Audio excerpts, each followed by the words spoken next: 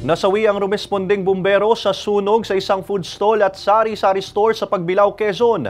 Nagbabalik sa report si Paul Hernandez.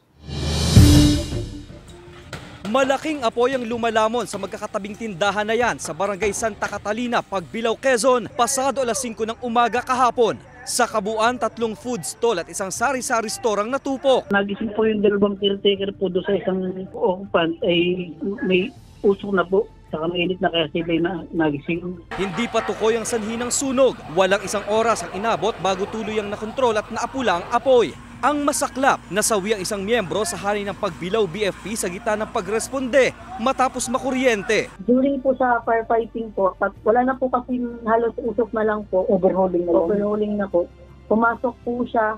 Yung po pala ay may isa pa pong hindi na ipatay yung aming po na din yan. Nakasigaw pa raw ang bumbero pero huli ng masaklolohan. Nakahandusay na raw siyang natagpuan. Sinusubukan pa ng GMA Regional TV Balitang Southern Tagalog na makuhanan ng pahayag ang kaanak ng nasawing bumbero. Sa post sa social media, nagbigay pugay ang BFP sa pagtupad sa tungkulin ng nasawing bumbero. Nagpaabot na rin daw ng tulong ang BFP sa kanilang kasamahang bayani.